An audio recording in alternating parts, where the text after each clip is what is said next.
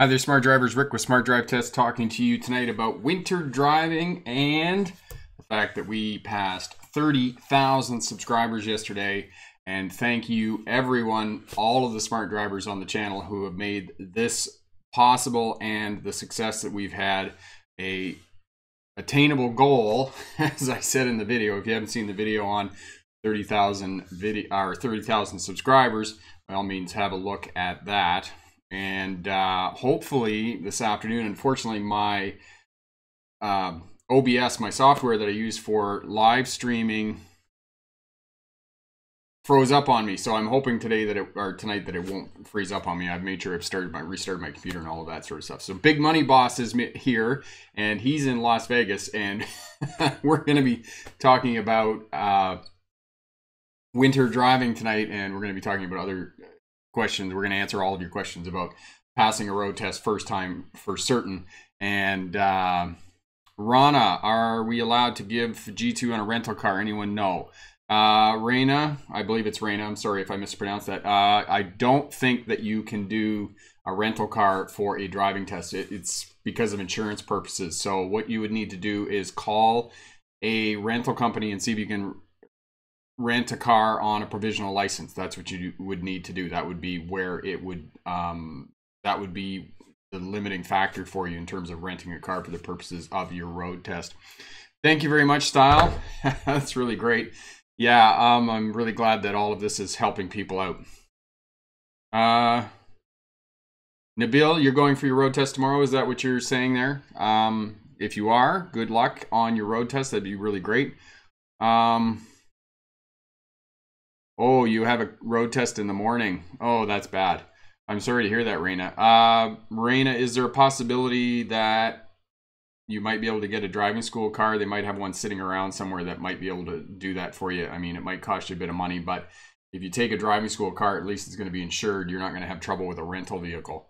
So that would be my counsel, would be to call around and do that.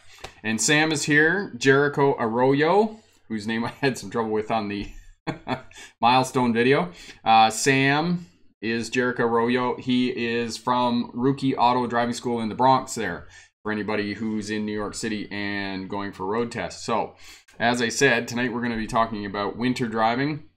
Again, I just want to say congratulations to all of the smart drivers out there who have made this channel possible and who have help to make sure that we get up to 30,000 subscribers. And I have, as I said, I set the lofty goal of 300,000 subscribers for the next 12 months. So I got a bit of work to do.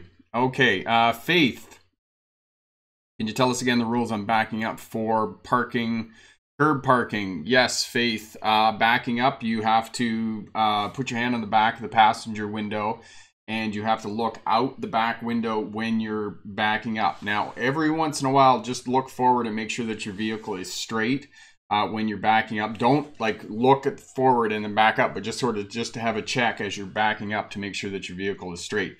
And again, if there are other vehicles and those types of things, just use those as a reference point when you're backing up along the curb. And as well, make sure that if you're backing up along the curb, make sure that you're a couple of feet from the curb. That way you've got a bit of wiggle room, because if you get too close to the curb and you move the front tires, you're going to bump the front tires. So that's one of the things you want to do. Victor, how are you? Yes, DJ, we're going to be talking about winter driving for truck drivers too. All of the stuff that I'm going to be talking about today in terms of winter driving is applicable for all classes of license. It's not just for car drivers. It's also applicable to truck drivers as well, okay? Nabil, can you tell me how to parallel park? Yes, Nabil, there is a video here on parallel parking, but just quickly, you need to find a space that's approximately 1.5 lengths. Know that one of the things, Nabil, that they're not going to make you do for the purposes of a road test, they're most likely not going to make you park between two vehicles. There is a remote chance, but that's not usual that they will make you park between two vehicles. Oftentimes, they'll just make you park behind one vehicle. So you need a space and a half. Pull up so you're approximately 3 feet off the other vehicle. Line up the rear bumpers by looking out the back window on the passenger side of the vehicle. You should be able to see the back corner of the vehicle. When you stop, put your right signal on as you're coming up. Put the vehicle immediately into reverse. pick out a 45-degree angle off to the left there. That's going to be approximately where the post is in the vehicle, and then turn your steering wheel all the way to the right, back up until you're facing square on that 45-degree angle. Straighten your wheels back out, back into the space until you're 1/3 to 1/2 down the hood. Turn your steering wheel all the way to the left, back into the space, and then pull up, and you should be in the space. And that's the quick and dirty of how to parallel park. All right. All right. Haluk, good evening. Oh, Sam, you are most welcome about the shout out for that. Thank you for all your support and comments that you've made over the course of the live feeds here and the comments on the videos. I mean, all of that has been incredibly helpful for smart drivers and helping them to pass road tests, particularly those people who are in the United States where it's a little bit different. So, okay. And Corey's put up the video for backing up along curbs and curb parking. So that's really good. Michael, Bricks for Wheels is Corey. Corey is moderating here and Corey's helping me out. So, yeah, that's Corey. And Corey is in Winnipeg, Manitoba. So, Michael, so, oh, you were just saying, yep, 9 megabytes. That's pretty slow, Michael. That's really slow for your internet speed. Okay, Angie Farmer.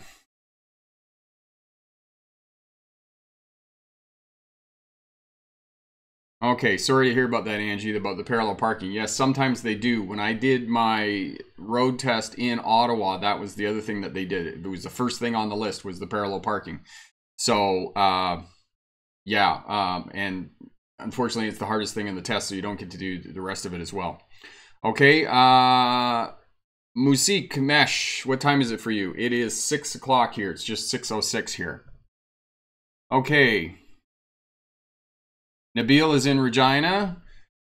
Nargis, what do you do when you're waiting to make a left turn on a green light, but there is a car on the other side waiting to make a right turn from my perspective and you can't see the oncoming? What you need to do, Nargis, is you need to do that little jig jog, I call it, where you pull up and then you move to the left a little bit and then you straighten your steer tires out again, because what happens is if you get rear-ended from behind, you don't want your steer tires pointed to the left, because if you get rear-ended, what's going to happen is they're going to drive you out into oncoming traffic, and instead of having one crash, you're going to have 2 crashes. So always do that little jig jog where you bring your steering tires back to straight, okay? And then that way you're going to be able to get out a little bit and you're going to be able to see.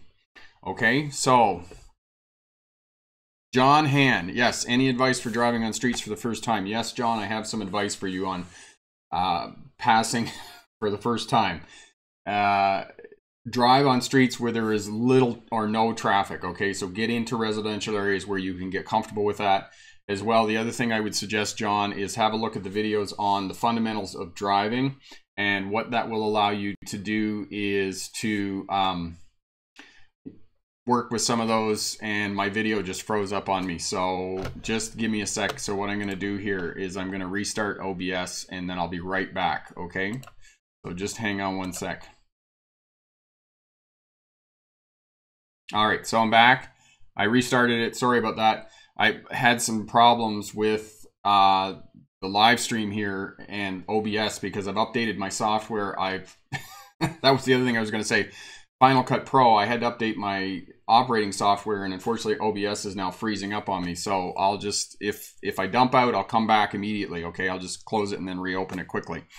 All right, Holly, just got my car. What should I expect for winter driving? Holly, look at the video on car care and what you should do for winter driving to get your vehicle ready for that. The biggest thing in terms of driving in the wintertime, Holly, is that you want to slow down to almost a crawl first before you get to where you actually want to stop. Because if you get to where you want to stop, you might find that that it's slippery, and then you're not actually going to come to a stop first before you get there. So make sure you come up to a slow right down before you get there, and then actually creep up, and that way that'll make sure that you come to a stop in the wintertime. And also the other thing about wintertime, make sure that you know that steering and braking are 2 separate actions, okay? Do one and then do the other. So slow the vehicle first and then turn, okay? So, okay, are we allowed to give G2 tests with rental cars in Toronto? Raina, no, you're not, honey. Sorry, I've been hanging out with my kids all weekend. Raina, you're not allowed to do a rental car. It's the insurance on the vehicle that is limiting. They will not allow you to rent a vehicle and drive it with a provisional license. You have to have a full license to drive a rental car. That's the limiting factor, okay?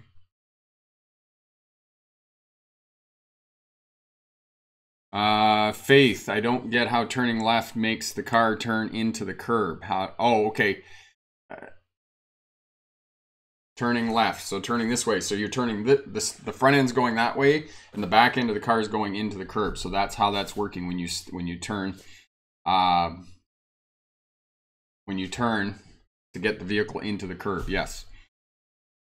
Yes, Style, that's the green screen you can see behind me. Yes, that's the one I use for my video. So, okay, Elia from Uculit. We had a lot of twisty highways, roads. Yes, I've been down there in a tractor trailer.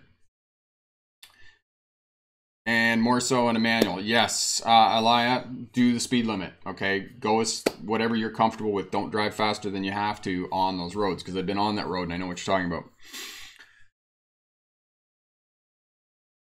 No, Nargis, don't. No, if you're doing the jig jog, you won't block the oncoming traffic. Have a look at the left turning vehicle video and you'll be able to see that I'm doing that little jig jog in the video to be able to get out so I can see that, okay? Okay, success in Denu, always having trouble with 2-point turns. So you're, the 2-point reverse turn, is that what you're having problems with success? What I would suggest is go out and get some of those 36-inch, 1-meter tall pylons and work with those and just drive around the pylon, because that way it gives you a reference. Because when you're working off the curb, you got to remember the curb's only like 6 inches high or 10 centimeters, and it's pretty tough to see that curb and have reference of where your vehicle is in space and place. So for your 2-point reverse turn, always go and get some of those pylons, and then you can see where the pylon is, and if you drive into it while you're practicing, it's not a big deal because it's just going to bang over, right? So that's what I suggest. Do that, and then use that and get comfortable with your vehicle is in space and place. Okay, so Nargis, you already saw that. Yep. Okay.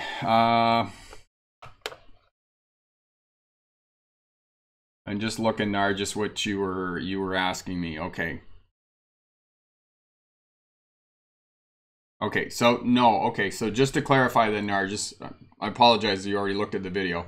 What I'm saying is no, you will not block oncoming traffic by doing that little jig jog, because usually the turning lane at complex intersections is over to the right a little bit, and the reason they put it over to the right is to have that buffer of space between you and oncoming traffic. So you always have to move out to the left a little bit, and you're not going to be blocking oncoming traffic, okay? So just line yourself up about 6 inches out from the vehicle that's across from you that's blocking your view is what you need to do, okay? Okay, so Corey's got the list for winter driving videos up there for anybody who's looking at that. Okay. Okay, excellent. Thanks, Nargis. So yeah, so you've already got your license, so you're already doing that. Yes, then by all means, that's what you need to do, is you need to do that little jig jog, Nargis, and you need to get out to the left a little bit so you can see around the other traffic. And it's going to be more difficult for you the bigger the vehicle is. So if it's just another passenger vehicle, it's not going to be too bad. But if it's like, you know, one of those 15-passenger vans, or it's a cube van, or it's a dump truck, or it's a big tractor trailer, something like that, it's going to be even harder to see around that vehicle. So you're going to have to get out to the left a little bit more to be able to see around that vehicle and see the oncoming traffic, because you certainly don't want to go in a left turn, because I've talked about in some videos in the last couple of weeks about how dangerous it is to turn in front of oncoming traffic, and you don't want to do that, because if you do that, you could really risk a T-bone.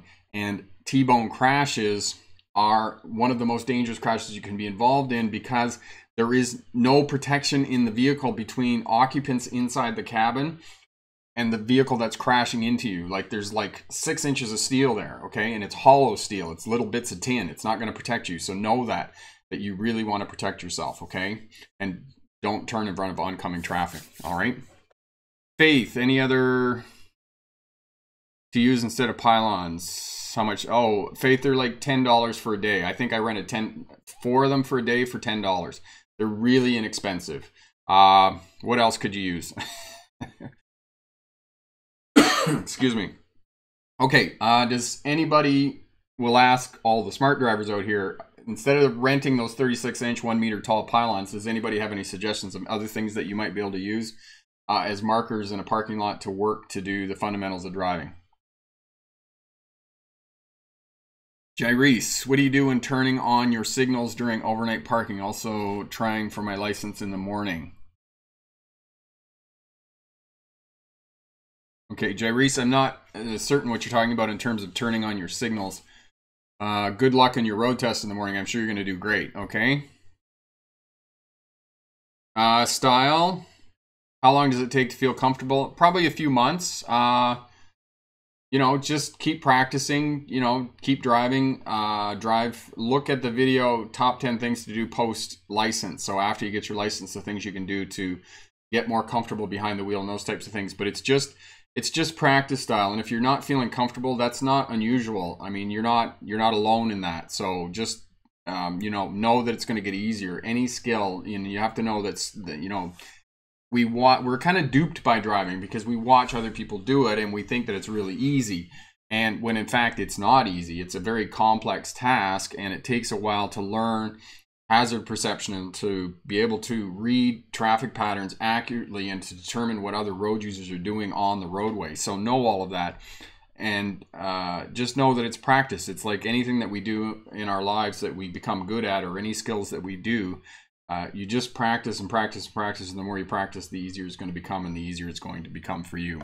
All right, Victor, you are most welcome.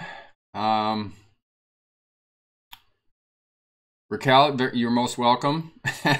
Yeah, that's funny.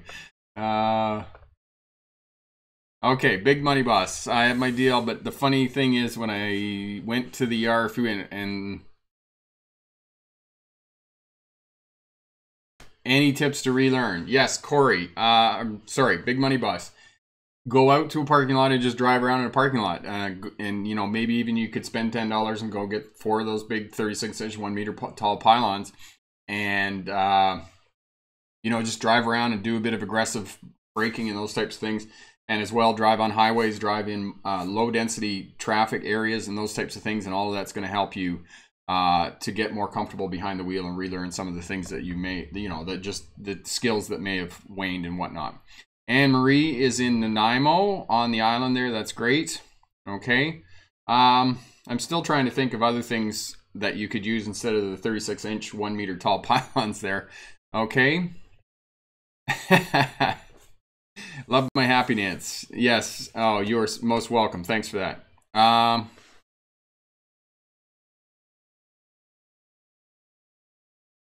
There you go. Corey had an idea for other things. He was just using brooms and some way to hold them up. Basically, that's all you need. I mean, you might even, if you can get a hold of 4 plastic garbage cans, you could put just a stick or something in a, you know, like a broom or something that you can see that have a visual aid in that you could use for practicing in a parking lot. You don't have to go out and rent those 36-inch 1 meter tall pylons.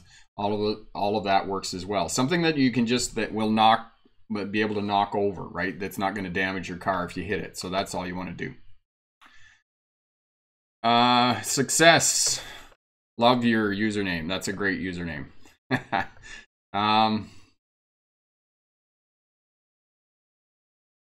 Thank you for that. That's really great.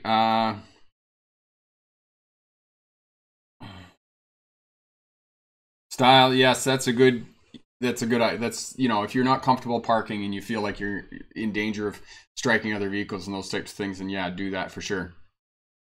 Yeah, Sam, yeah, I'm kind of drawing a blank on things that you could use as markers in a parking lot and those types of things. Yeah, sorry to hear that, Brittany, about your unsuccessful attempt there. They make, yeah, parallel parking cones. Parallel parking in cones is a little bit different because you don't have that reference point of another vehicle, because if you have another vehicle that you're parking behind, you can determine how far that vehicle is from the curb, and you can use that as a reference point, so that makes it a little bit easier. And parking off cones is a different bit of a challenge, and I probably need to do a video on how to park off cones. So yeah, I'm going to put that on my list because I was thinking about that the other day of doing a couple of more videos on parallel parking, because the parallel parking video, you know, all of the help that I can give you, because unfortunately the parallel parking, it's not an exact science. It's not do A, do B, do C, and it works. It's one of those things that, you know, you gotta practice a bit. I mean, you can there are some tenets in place, but you really gotta do that. Okay. There we go. Okay. All right. You could also buy lots of cones. I bought a lot of 118-inch cones for $20, and I put an ad for cones to learn how to drive. There you go. Big Buddy Boss was very resourceful and got a lot of cones for less than 20 bucks. So that's really great. Okay. How about some old mannequins? That would be great fun, Sam, because then you could just run over them. You can pretend you're mowing down. You could pretend like you're Mad Max mowing down pedestrians. That'd be kind of fun. Okay. Okay, Gyrese, you have to signal. Every time you move the vehicle in a different direction for the purposes of a 3-point turn, you have to signal. So have a look at the signal video here, and that will help you out with that. And I'm sure Corey will find that for you here right quick. Samantha, you're going to be able to do it, okay? Just keep saying to yourself, I can do this. I can do this, okay?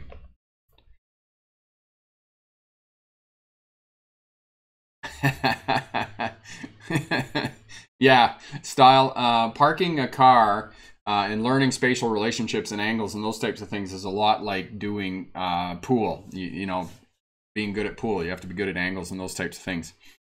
There we go.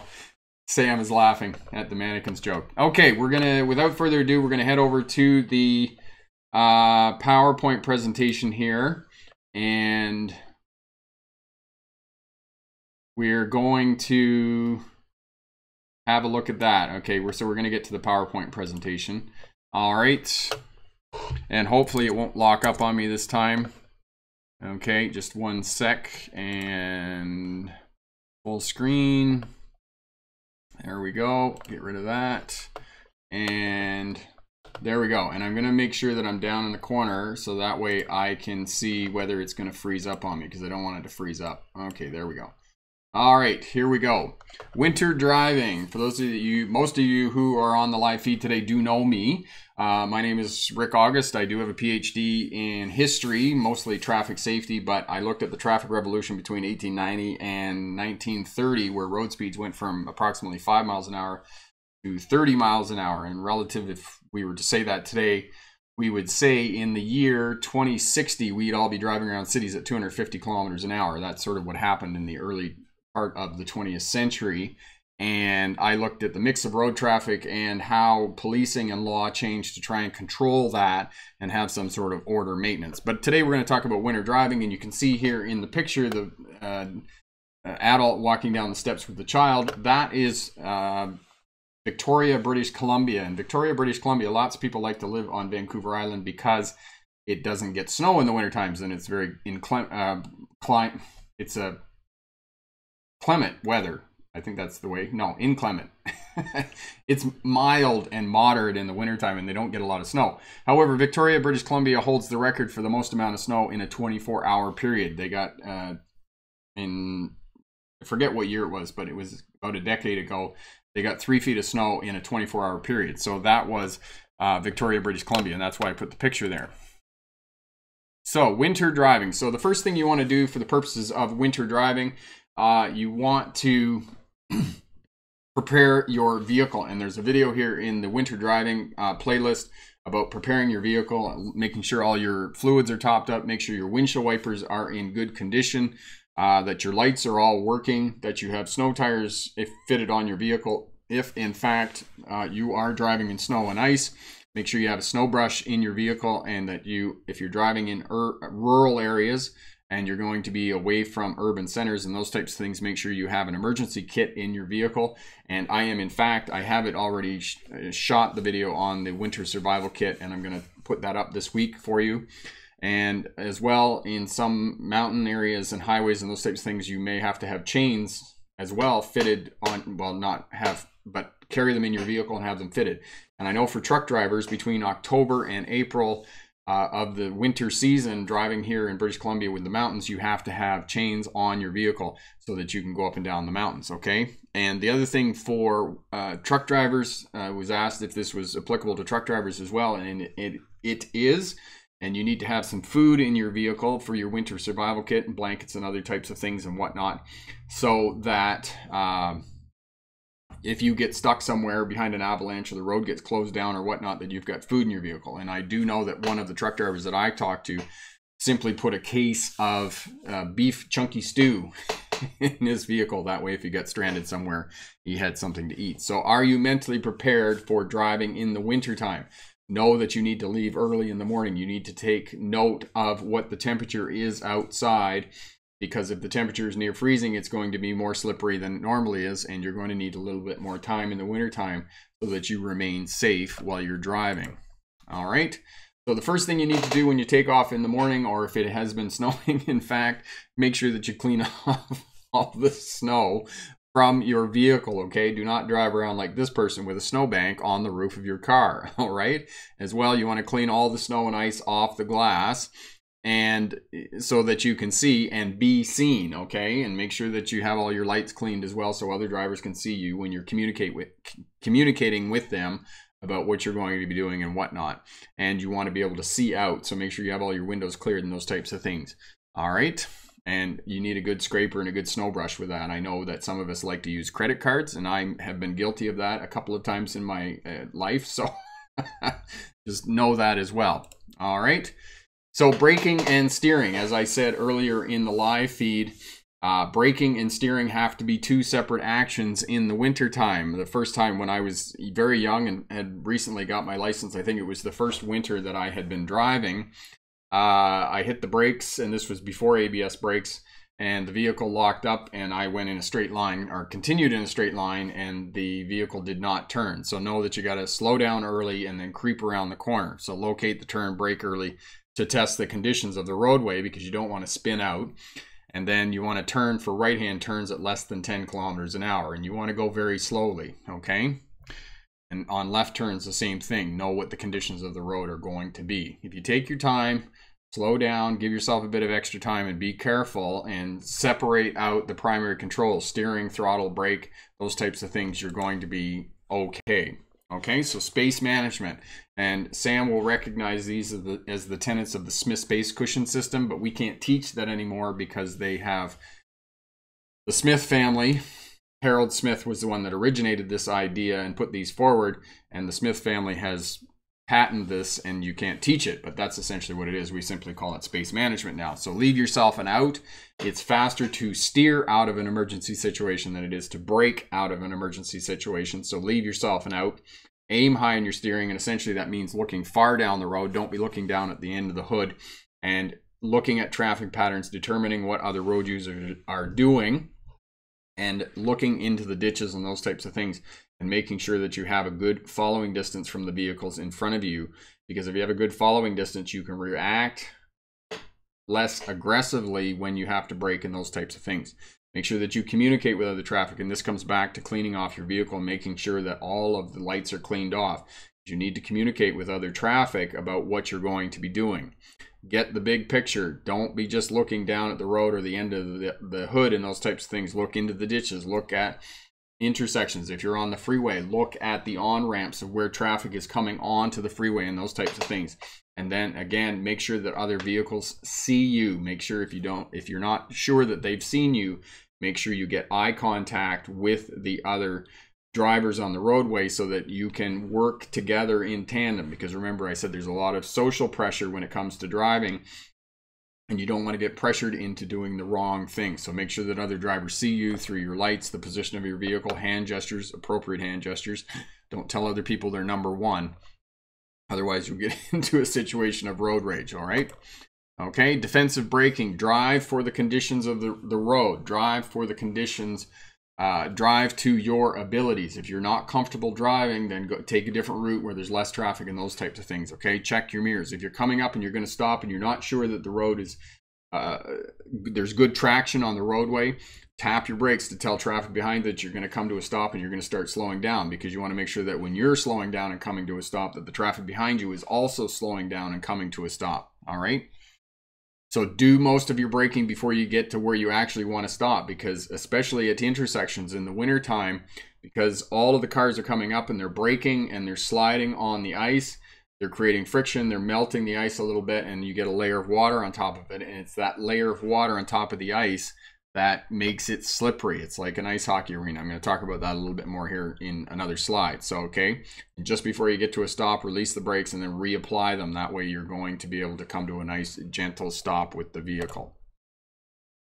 Before you leave on your trip and you look outside and you know it's cold, all right, know that if the temperature is around 0 or 36 degrees Fahrenheit, that it is going to be, there's going to be ice outside. And most modern vehicles are going to have a temperature gauge inside of the vehicle that's going to tell you if there's ice. And again, I don't subscribe to the theory of black ice. I've talked about this before, because if the temperature is around freezing, there's going to be ice. And you just need to know where the locations are, where the ice is going to be on the roadway. Know that if the temperature is around freezing, where ice is going to be. Ice is going to be in low-lying areas. It's going to be near bodies of water. Bridges and overpasses are going to freeze first. High elevations, you're going to have ice. And there's one more. Bridges and overpasses. There's one more place. Oh, in shadow. So anywhere that's near a cliff or a tall building or any place that's in shadow, there's going to be ice there as well. So there are specific places where there is going to be ice in the wintertime. Just because you can't see it doesn't mean it's not there. All right. So 40% of crashes occur at intersections. And this is what I was saying earlier about slowing down back from the intersection and then creeping up, because if you creep up to the intersection, then you're going to know you're going to come to a stop. And or if you don't come to a stop, you're not going fast enough that you're not going to do significant damage. All right. And because the cars are all coming up and they're stopping and they're creating friction on the snow and ice at the intersection, they're melting it a little bit. They're creating a layer of water. And it's like after the Zamboni goes over the ice hockey rink, that's when it's most slippery, because you get water on top of the surface of ice. And that's when ice is most slippery. And that's why ice is slippery immediately after the Zamboni goes over and floods the ice, because there's water on top of it. Think of ice cubes when you take them out of the freezer. When you first take them out, they're really sticky. And if they sit there for a minute on the counter, then they get really slippery because they've started to melt and there's a layer of water around the ice cube. So that's the same thing that happens on roadways, and why roadways are most slippery oftentimes at intersections. So brake early and move up at a crawl. The reason we lose control of vehicles is oversteering, over braking, and over accelerating. All right, so these are the reasons why you're going to lose control of any vehicle, regardless of class of license. So overuse of any one of the primary controls is going to cause you to lose control of that vehicle. All right, so skid control. If you do go into a skid in the wintertime or on slippery conditions, this just doesn't apply for wintertime, but it also applies for rain and those sorts of things. Okay, drive for the conditions of the roadway. Don't overdrive your abilities, and certainly don't drive faster than you're comfortable with. And if you do start to spin out, or the front end loses control, or it understeers or oversteers, look in the direction that you want to go, okay? And drive in that direction and work hard to keep it going in that direction, okay? One of the reasons that a lot of people get into crashes is because they give up, okay? Do not give up. Keep trying, keep working at it, all right? And there's two reasons we wear seatbelts when we drive vehicles. One of the reasons is obviously it restrains us in the vehicle, and keeps us belted in so that we don't crash into the steering wheel and other parts inside the vehicle, and we don't go through the windshield. But the other thing about the seatbelt is that the seatbelt keeps us in the driver's seat, because it's really tough to drive a vehicle if you're not in the driver's seat. So wear your seatbelt so you stay in the driver's seat. As well, inside of the vehicle, most vehicles have another pedal off on the far extreme left. It's called the dead pedal. And what you do is you put your left foot on the dead pedal and you push yourself back into the seat. It's called posting off the pedal, and race car drivers use it to keep themselves in the seat and keep themselves locked in so they can control the vehicle. So look where you want to go, steer the vehicle, don't give up, and wear your seatbelt so you stay in the seat. If a crash is imminent, try to slow your speed as much as possible. So brake hard as you can. Okay, if you have a choice between hitting something big and something small, go for something small. So instead of running into the tractor trailer and you have a choice between the tractor trailer and a hedge, go for the hedge, okay? The hedge is going to be a lot softer than the tractor trailer. As well, try to get off angle. Don't drive straight into something if you're going to have an imminent impact. Try to get off on an angle a little bit. That will reduce the severity of the crash and those types of things. All right, so those are some of the things that you can do in terms of skid control in the winter time if you start to lose control of the vehicle. All right, so conclusion, the driver, get yourself ready, get yourself mentally prepared for winter time. All right, and then weather. Think about what the weather is outside, take note of the temperature outside and those types of things. And the vehicle, get yourself ready for winter, look at all the fluids and do a pre-trip inspection on your vehicle and look at the car care video here on the channel, and that will help you get your vehicle ready. As well, think about light. If you're going out on a sunny day and there's lots of new snow out, it's going to be very reflective. It's going to be hard on your eyes and hard to see. So make sure you have good quality sunglasses while you're going out and those types of things. And as well, take note of the temperature. That's probably the most important thing in the winter time. And know that if the temperature's around freezing, it's going to be more slippery. And as well, if it's been freezing overnight, but there hasn't been any snow, that you're going to get ice. And it will be called black ice by people on the radios and other people reporting and those types of things.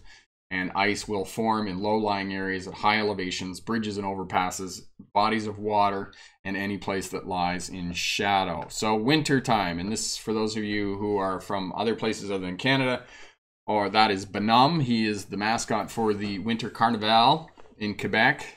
And Bonhomme is as Canadian as poutine, ski-doos, and the Cuir de Bois. So there you go. Okay, and we'll just head back here. All right, and answer some more questions. Okay, so Will. There you go. Okay, I have my second road test. Good luck on your road test tomorrow, Will. If you have any questions, I'm more than happy to answer those for you.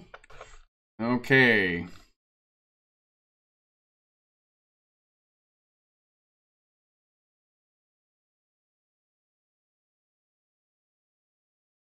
All right. Samantha, I have a question. Pass your permit, would you drive in the snow? Yes, Samantha, you can. Yes, I would recommend that you drive in the snow, Samantha. If you're not comfortable driving in the snow, then go out to a residential area or some other place where there isn't a lot of traffic and just get comfortable driving around in the snow, okay? And the other thing is just go to a parking lot and, you know, be kind of hard on the,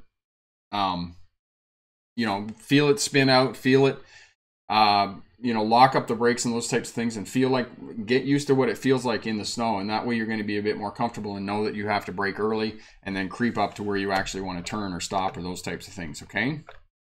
So...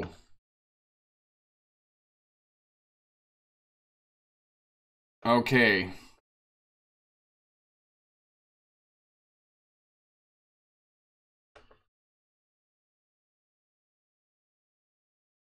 should they parallel parking? Yeah, Sarah, you don't have to worry about that in Texas. They don't get a lot of snow down there. Faith, it's just a matter of time before they allow you to use backup cameras for parallel parking. It's going to come, but not right now, okay? Victor, yes, we have videos on 3-point turns. There's one here on the channel, and Corey will probably get that for you, okay? All right.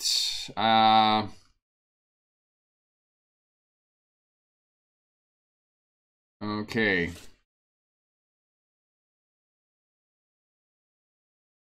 Okay, thanks, Corey, for taking care of those comments. Obviously, we've had some people trying to trash the live stream, so I appreciate that.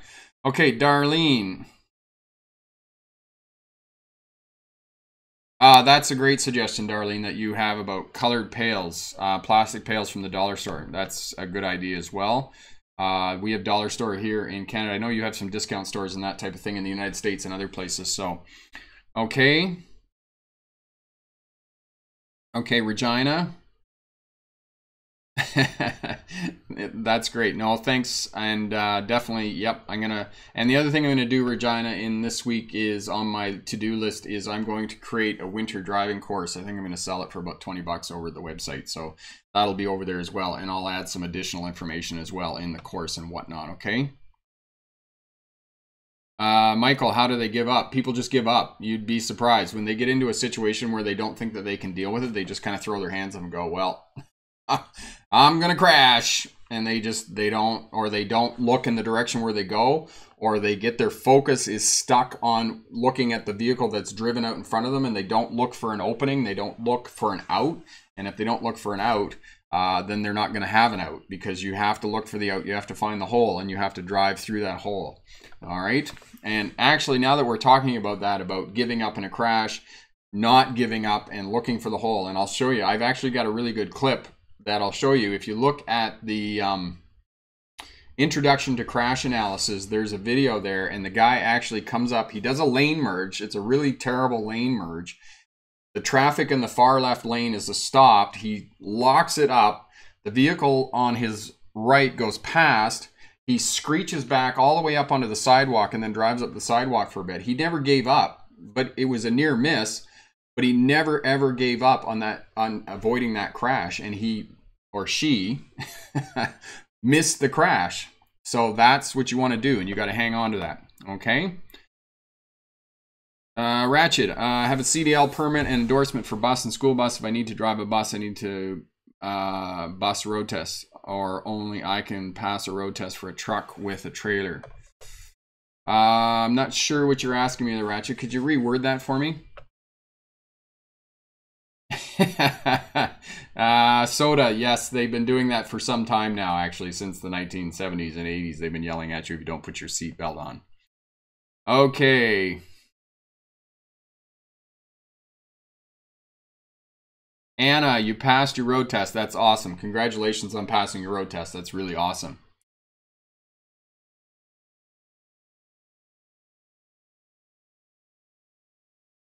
Okay, Sumit, where are you in the world that you have that new traffic rule that they have to be all the way across the roadway? Because my understanding is that you only have to have one lane of space, one buffer lane of space. So for example, if you're turning onto a 2-lane, so say you're turning right, they have to be at the center of the roadway. So there's one lane, one lane of space between you and the pedestrian. So where are you that's doing that?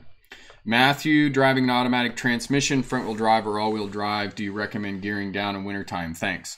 Matthew, no, I do not recommend gearing down, because what happens if you gear down, you cause the rear tires or the drive tires to lock up, and that will cause you to lose control. You have much more control in the wintertime if you're just using the brakes. And if you're driving an automatic transmission, the other thing that I recommend, if it is slippery out, is to push the transmission into neutral, because you have to realize that the automatic transmission is a hydraulic pump, and there's always some residual power coming through the transmission to the drive tires.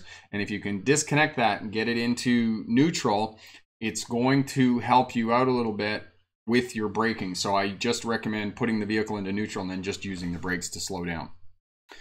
Ben, thanks a million. Your videos helped me get my driver's license in Texas.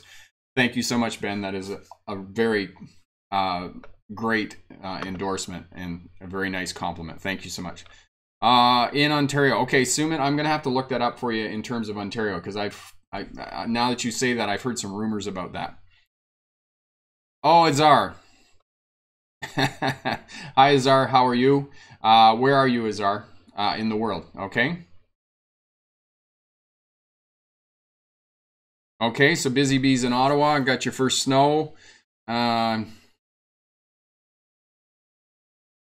Okay, Busy Bee, have a look at the video on driving, taking a road test in the wintertime, okay? Have a look at that.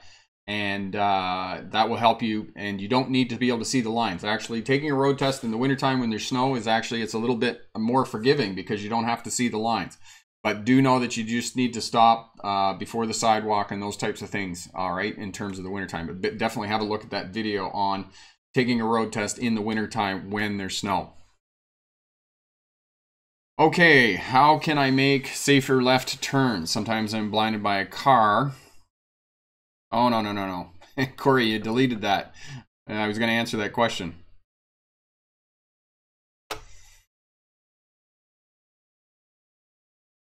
Yeah, you can't ban him for his username.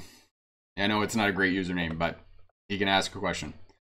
Ashimer, I do think that self-driving cars will take off, and you can see my video here on self-driving cars. I just don't think they're coming as fast as people think they are. And actually, I was having a discussion with a friend of mine the other day about, because Tesla just got a big media spotlight on them because of the new vehicle that they just released. And of course, when I become super successful, I am going to buy that Tesla because, man, I want to do 0 to 60 miles an hour in 1.6 seconds. I'll tell you, that is awesome. Yes, I think self-driving cars are coming. I just don't think they're coming for a half century. If they come sooner, then that's awesome. But yeah, okay. There we go. All right. So let's see. Who else has a question for me?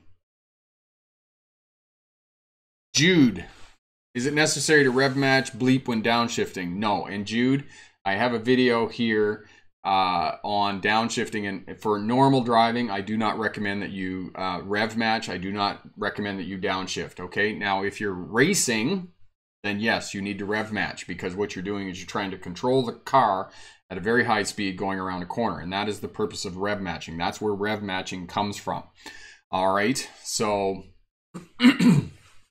okay. So, no, you don't need to rev match and you don't need to downshift. Just use your brakes, and have a look at the video on downshifting here on the channel. Okay. And Ashimer, thank you for asking that question again, by all means. Okay. Jack. Oh, you are most welcome, Jack. Congratulations on passing your road test.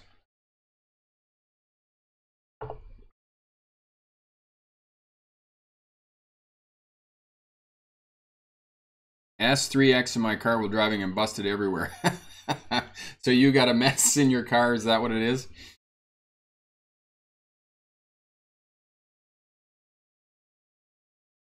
Okay, in a rainstorm, I assume it's wise to... Yeah, if you're in a rainstorm, you need to drive slower, obviously, because you may hydroplane. And have a look at the video on driving in the rain and hydroplaning, because I was going down to Vancouver Island a couple of weeks ago, and yes, it was pouring rain. And I can tell you right now, I can count on my two hands the number of times in my driving career, which has been, you know, a couple of decades, that I've turned the windshield wipers on high when I've been driving in the rain. And this was one of those times that I turned the windshield wipers on high. And when you have that much water on the roadway, you're going to hydroplane. It doesn't matter how good your tires are, because your tires, the tread on your tires, lots of people think that the tread on your tires is for traction, but in rain, the tread on the tire actually works as a pump and pumps water out from underneath the tire so that you keep contact with the roadway. And in extreme situations, those tires will pump up to 1 gallon a second of water out from underneath the tire. But sometimes if you just get too much water on the roadway, the vehicle is going to hydroplane, and you definitely need to be off cruise. You need to be going at a slower speed so the vehicle sits down. Now, for most of you, you're going to be driving front-wheel drive vehicles. If you're driving and it hydroplanes, you got your foot on the throttle. If you simply take your foot off the throttle, oftentimes the front end will just sit down. And if the front end sits down, then it'll grab traction again, okay? All right. Sam, yeah, I did see the video. That's great. That's really awesome. All right. Okay. Azar passed his road test. Congratulations, Azar, for passing your road test. That's really great. And thank you for letting us know. That is awesome. Wow. Okay, let's see. Who else do we have?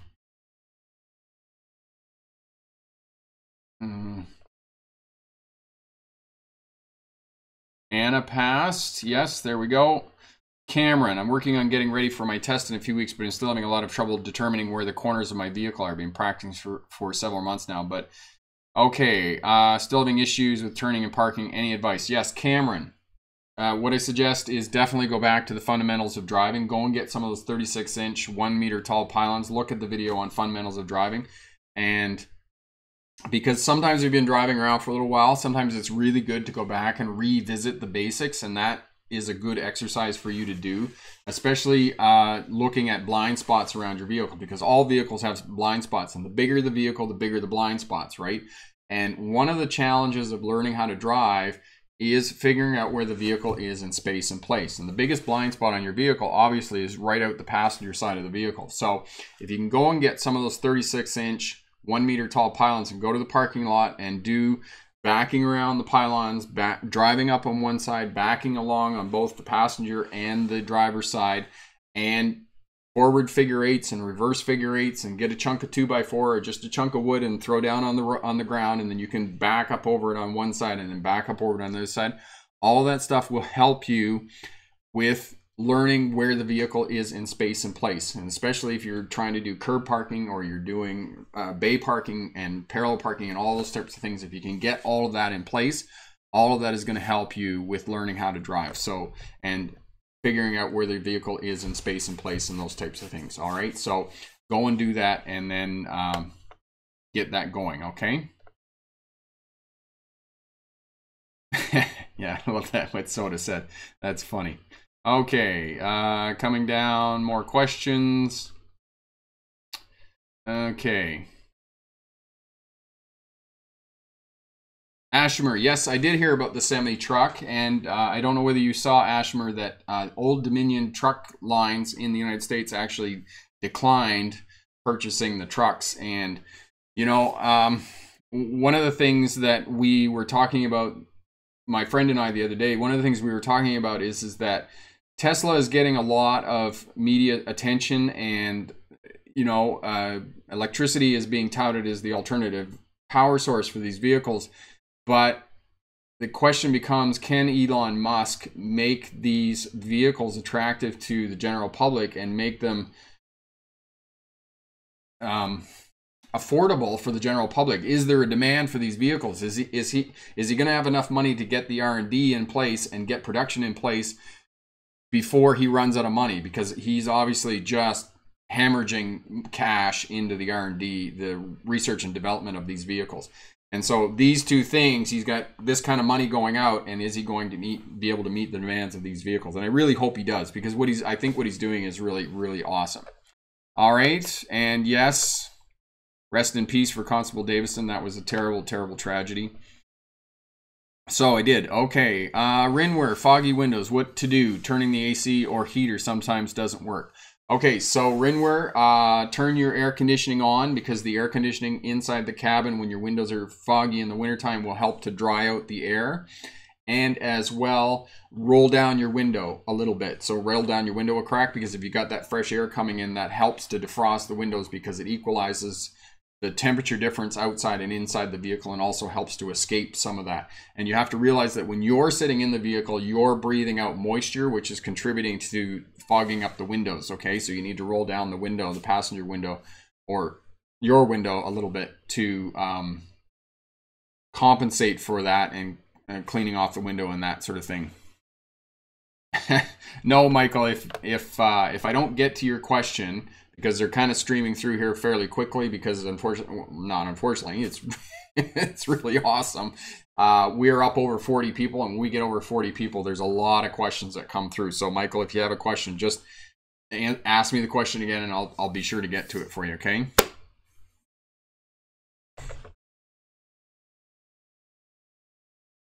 All right. Thank you, Corey, for deleting those. Carlene,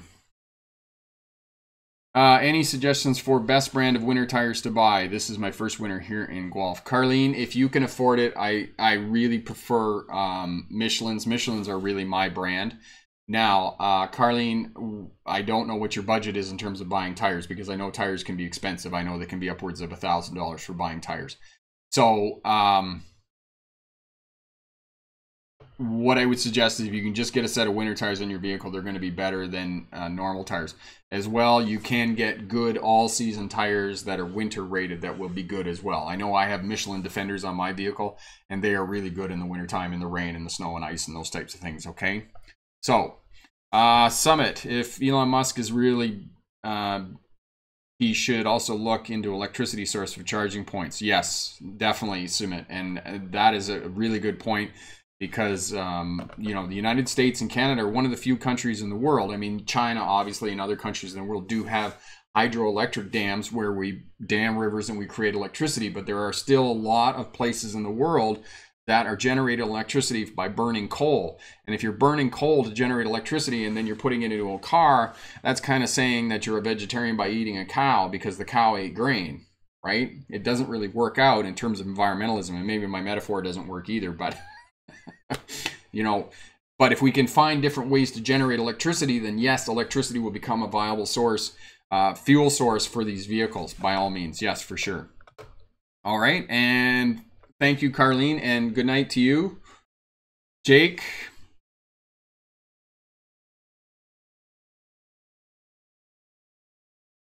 I still have an Alberta GDL. Is it worth taking the advanced road test? I don't plan on upgrading to a 1 or 3. Yeah, Sam, definitely. I'm not sure what's going on here tonight. I'm sort of getting spammed. I'm really glad that Corey's looking after that for me. Okay, Jake, I'm not sure what an Alberta GDL, graduated driver's license. Are you talking about, Jake, are you talking about the full license? Because you got a provisional license, which is your novice license, and then you have to take another test to get your full passenger license. Is that what you're talking about? Okay, so Michael's not giving up. Excellent. Thanks for asking that again.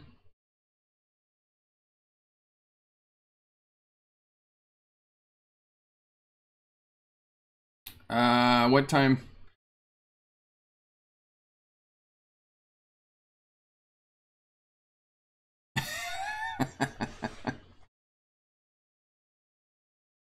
Oh.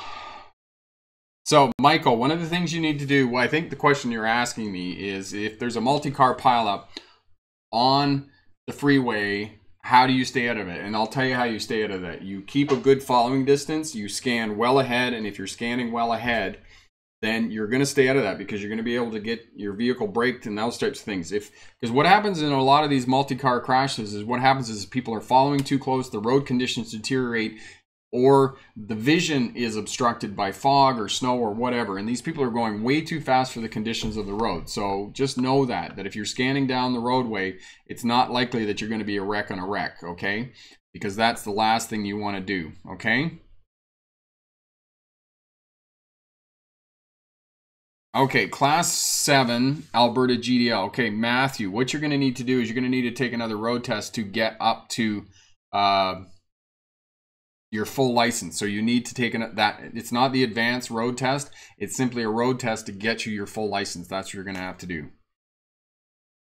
Yes, Jake, that's exactly it. 5 GADL suspended at 8 demerits instead of 15. So you don't have the same privileges that you have with a full Class 5 license. You have to get that full class license, or as you said, you're going to have your license suspended at 8 demerit points as opposed to 15, okay?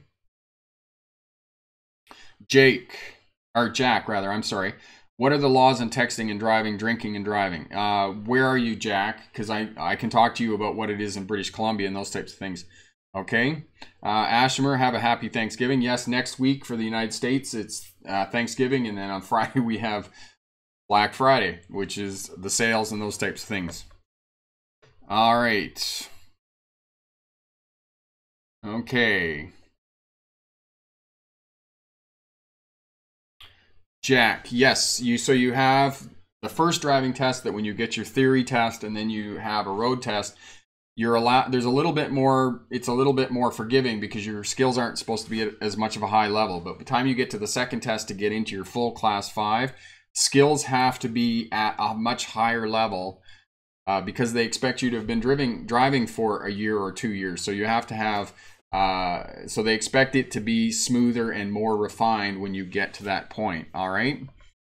Okay. What are the laws on texting and driving, drinking and driving? Okay, Jack. So most places, I'm just going to talk about this very generally because it's different across different places in the world. Okay. But I'll quickly talk about drinking and driving.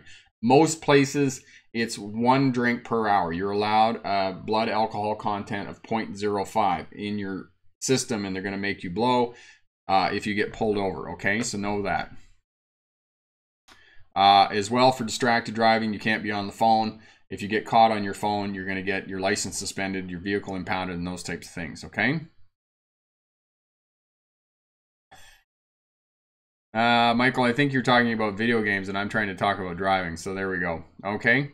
So drinking and driving, don't drink and drive. You can't have more than 1 per hour and those types of things. And distracted driving, don't be on your cell phone because the fines are fairly severe. If you get caught for repeated offenses, they're going to impound your vehicle and whatnot.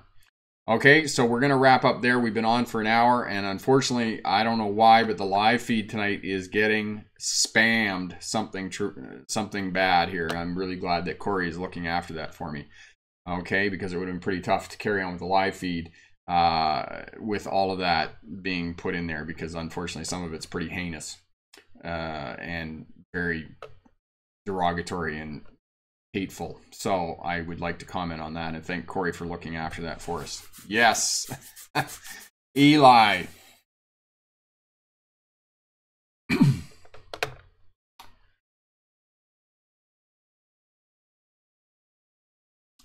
You want to stay to the outside of your lane for better sight line, but what about trucks in opposing lanes that drift over to the double yellow line?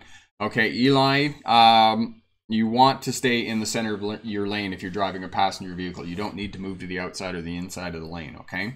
So definitely that's what you need to be doing. All right, so we're just going to wrap it up here.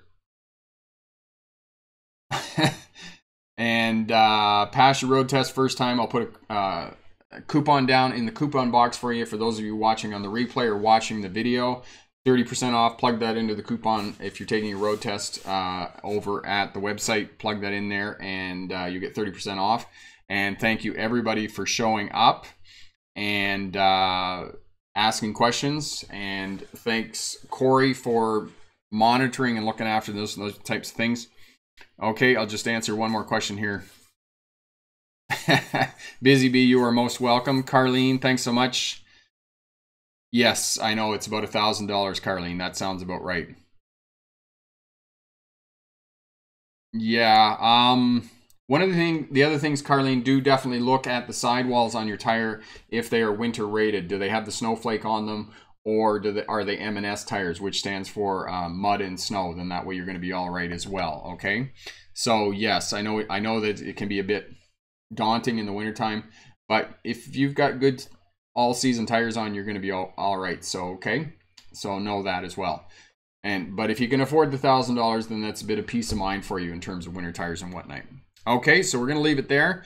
Thank you everybody for showing up. Thank you for your questions. If you passed a road test in the last week, congratulations on that. If you're taking a road test this week, good luck in your road test. Let us know how it turns out. Always love to hear that. And thanks again. And remember, pick the best answer, not necessarily the right answer. Have a great night. Bye now.